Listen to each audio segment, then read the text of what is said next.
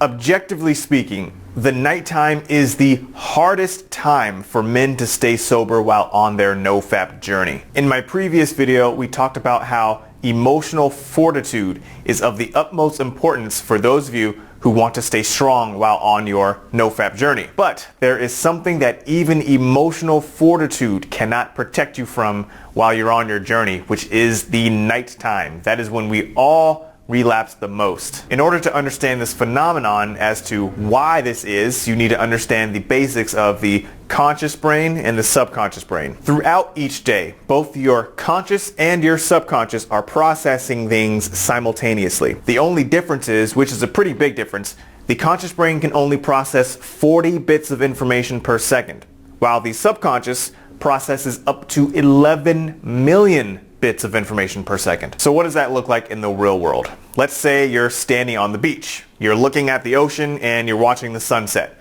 Your conscious brain is probably focused on the most obvious things. It's focused on the ocean, it's focused on the sunset, it's focused on the sound of the waves.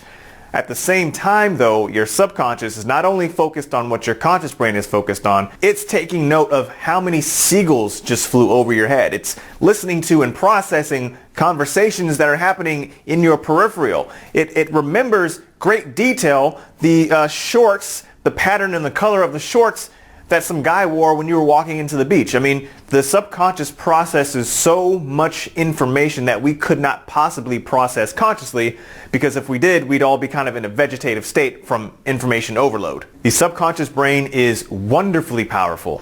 At the same time, however, it is wonderfully vulnerable and wonderfully suggestible. So another way to look at this is to think of the conscious brain as a security guard.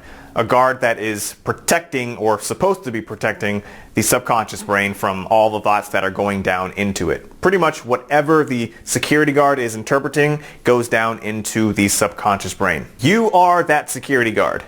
But just like any human security guard, just like any human being, we get tired. And as we get tired, our brain starts producing what are known as alpha waves. Your conscious thought processing speed at that point slows down significantly until it becomes completely dormant. So what that means is your wildly suggestible subconscious brain that lives down there, it's very moldy like Play-Doh, is now left unguarded. So any thoughts that come to you consciously are not really going by the security guard, they're just going straight down into the subconscious. A quick but relevant side note: this is why television was created.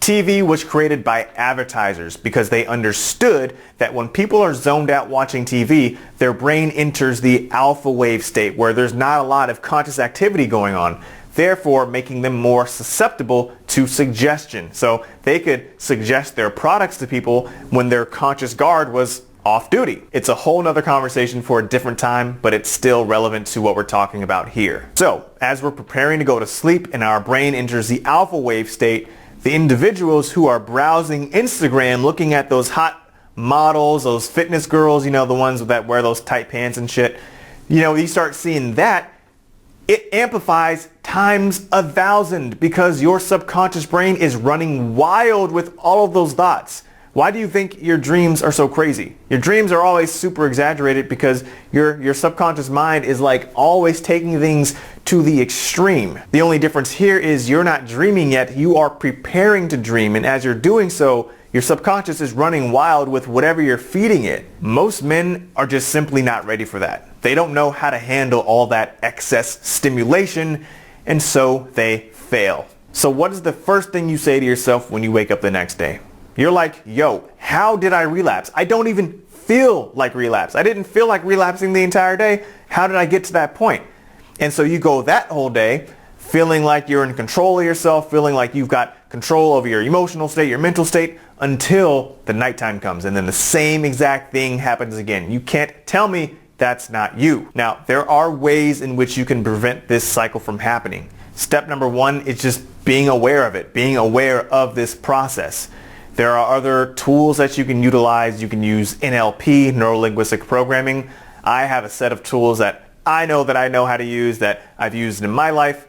I will, however, only be sharing that with the members of my self-mastery camp at some point. I'll do a dedicated video for that specifically. So if you want access to that, make sure you sign up for Self Mastery Camp. I'll leave a link to that in the description below. That's all I got for you guys. Talk to you guys next week. Peace.